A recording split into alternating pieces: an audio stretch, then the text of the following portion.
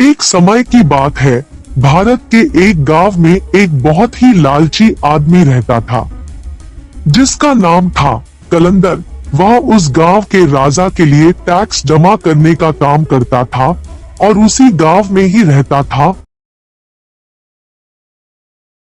उसका काम राजा के लिए टैक्स जमा करना था।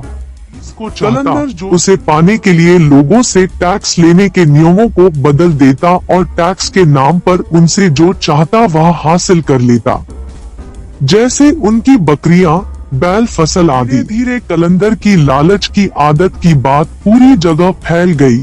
कलंदर के कारण सब लोग वहां पर रहने से डरते थे। उसी गांव में राघव नाम का किसान रहता था।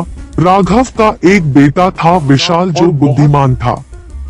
राघव का परिवार बड़ी गरीबी में जी रहा था, लेकिन राघव का सपना था कि उसका बेटा एक बहुत बड़ा आदमी बने।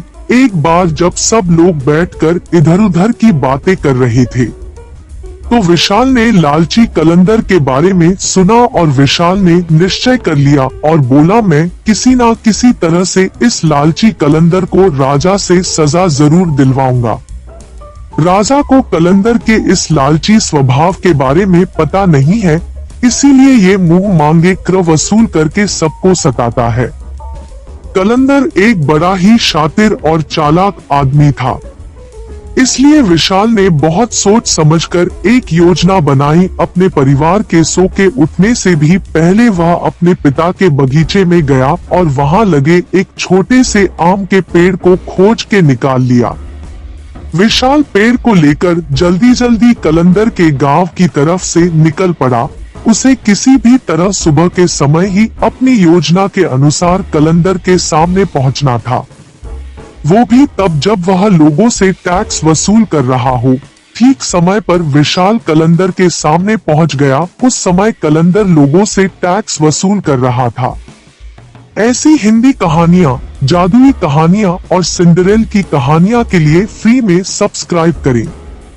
विशाल अपना परिचय देता हुआ बोला, सरकार, मैं विशाल हूँ, अभी आया हूँ और मुझे यह पता नहीं है कि इस गांव में एक गरीब आदमी कितना टैक्स देता है, क्योंकि मैं एक बहुत ही गरीब आदमी हूँ और मेरे पास देने के लिए कुछ भी पैसे नहीं है।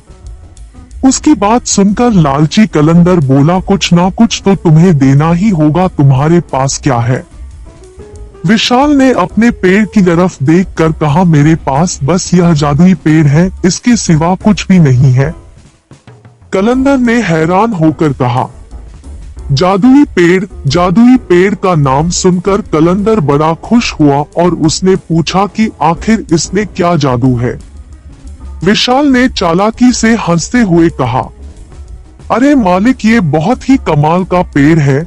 जो भी इसके पत्तों को छूता है वह कई घंटों के लिए लोगों को दिखाई नहीं देता। वह पूरी तरह से लोगों के सामने से गायब हो जाता है, पर वह सबको देख सकता है। लालची कलंदर को विशाल की बात पर भरोसा नहीं हुआ। उसने कहा, क्या तुम मुझे ऐसा करके दिखा सकते हो? विशाल ने कहा, हाँ, क्यों नहीं, जरूर। विशाल की बात सुनकर लालची कलंदर ने उसे ऊपर से नीचे तक देखा और बोला, अगर तुम यहाँ रहना चाहते हो तो तुम्हें अपना यह पेड़ मुझे देना होगा। मैं तुम्हें इस गांव में बिना कुछ दिए नहीं रहने दूंगा। और इससे पहले कि विशाल कुछ कहता, लालची कलंदर ने उसके हाथों से उसका पेड़ छीन लिया और दौड़ता हुआ अपने घर चला गया। घर जाकर उसने पेड़ की एक पत्ती तोड़ी और उसे अपने माथे पर रख लिया। वहीं पास में उसकी पत्नी बैठकर खाना पका रही थी। उसने अपनी पत्नी से पूछा, सुनो, क्या तुम मुझे देख सकती हो? पत्नी को कलंदर की बात सुनकर बहुत गुस्सा आया और वह बोली, क्यों नहीं देख सकती, क्या मैं तुमको अंधी नजर आती हूँ? अब कलंदर बड़ा परेशान हो गया। वह भागते हुए दूसरे कमरे में गया और उसने पेड़ की दूसरी पत्नी तोड़कर फिर अपने माथे पर लगाई। फिर वापस रसोई घर में आकर बोला, अब क्या तुम मुझे देख सकती हो? अब तो उसकी पत्नी को बहुत ज्यादा गुस्सा आने लगा है। जोर से बोली, तुम्हारा दिमाग तो ठीक है, आखिर तुम कहना क्या चाहते हो? क्यों मैं तुम्हें देख पाऊंगी? क्या तुम्हें लगता है कि मेरी आंखें खराब हो गई है? लालची कलंदर बड़ा ही परेशान हुआ। मैं फिर कमरे में गया, उसने फिर पेड़ की पत्ती थोड़ी, फिर उसे अपने माथे पर लगाया और फिर अपनी पत्नी के पास गया, फिर से दोहराया, क्या तुम मुझे अब देख सकती हो? पत्नी कलंदर के लगातार इस पागलपन से बड़ी परेशान हो गई थी। आखिर गुस्सा होकर उसने कहा, नहीं, मुझे तुम दिखाई नहीं पड़ रहे हो, मैं तुम्हें नहीं देख सकती। लालची कलंदर तो जैसे यही सुनना चाहता था। वह खुशी से पागल हो गया। उसने सोचा कि वह गांव में जाकर इस पेड़ के जादू को परखेगा। वह चौराहे पर खड़े होकर पेड़ की पत्ती माथे पर लगाए विचित्र विचित्र प्रकार की हरकतें करने लगा, किंतु किसी गांव वाले ने कुछ भी नहीं कहा, क्योंकि वह उससे बात नहीं करना चाहते थे, क्योंकि उन्हें डर था कि कहीं वह उनसे टैक्स ना मांगने लगे। लेकिन गांव वालों की कुछ भी ना कहने से लालची कलंदर ने समझा कि वह पेड़ सचमुच ही जादुई पेड़ है। फिर उस दिन के बाद उसे जो चीज पसंद आती वह उठाकर ले जाता। वह बाजार जाता, किसी दुकान से बांसुरी, किसी दुकान से फल फूल, कहीं से कपड़े। सब उसे ऐसा करते देखते पर डर के मारे उसे कभी मना नहीं करते।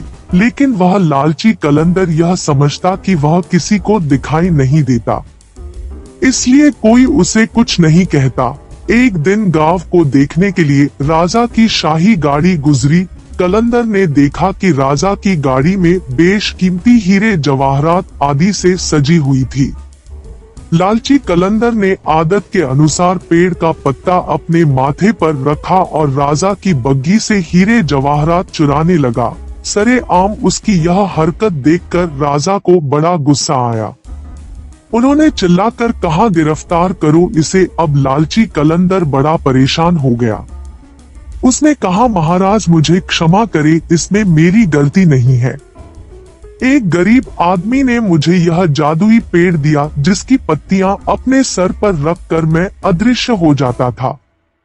लेकिन आज मुझे पता चला कि वह झूठ बोल रहा था, क्योंकि आपने मुझे देख लिया और मैं गायब नहीं हुआ।